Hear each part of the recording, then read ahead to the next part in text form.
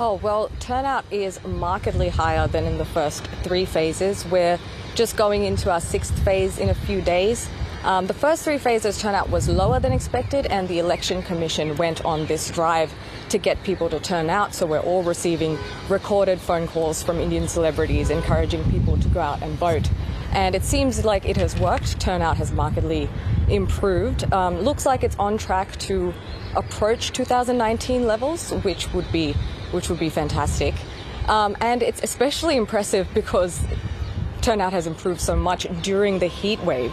Now, the heat has gotten significantly worse than during the first three phases, and it's just a testament to how seriously Indian voters take their right to exercise their franchise, to go out and stand at the polling booths for, long periods of time under these conditions. Yeah, it must be pretty rough. We have, though, been hearing reports of election disinformation being spread online. How big a problem is that?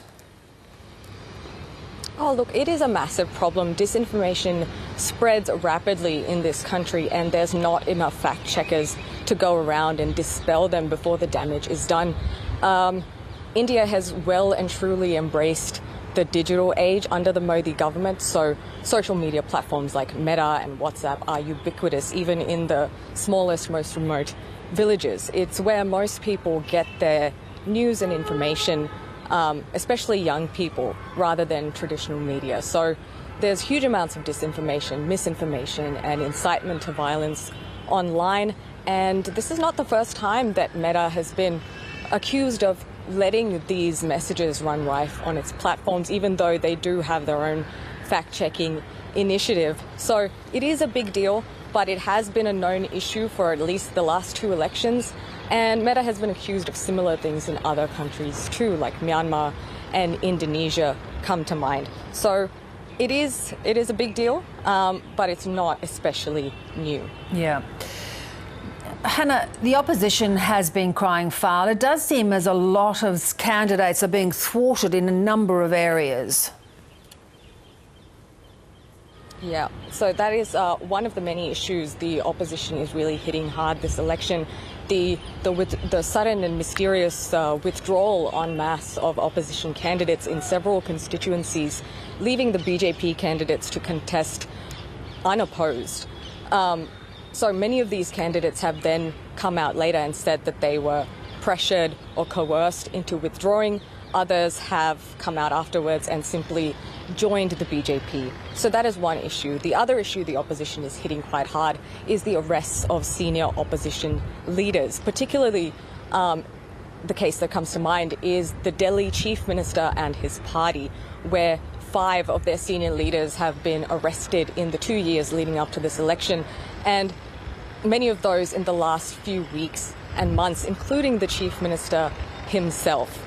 The other issue is that the main opposition party, the largest opposition party, the Congress, is alleging that the government is misusing investigative agencies to cripple their campaign funds. So they say their funds have been frozen. That is really crippling their ability to mobilize and organize on the ground.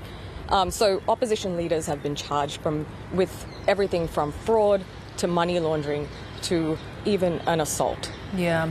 There's also an electorate, Hannah, where the BJP's candidate is the son of a former wrestling federation chief who's been accused of sexual harassment. Is that a controversy there?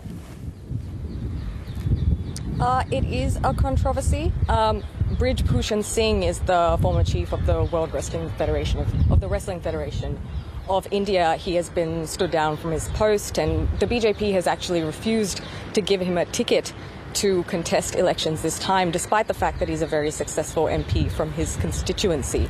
So it looks like the BJP is taking action to manage the fallout around this, this huge controversy where very prominent Indian female wrestlers made serious allegations against him.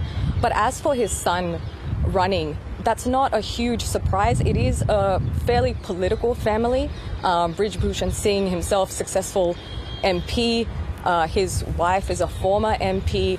Their elder son is a member of the Legislative Assembly. So it's not hugely surprising that his younger son is now contesting, that now that Brij Bhushan himself has not got a ticket. And this kind of dynastic politics in India, where multiple members of a family get into politics, and is not very unusual. There are several constituencies all across the country that are almost run like a family fiefdom. Yeah. No party is immune from this. No one is above the fray in that regard. Yes, I guess, yes, the famous Gandhi family started that, and that does continue not only in India. Great to talk. I hope you can stay cool a little bit. Thanks, Hannah.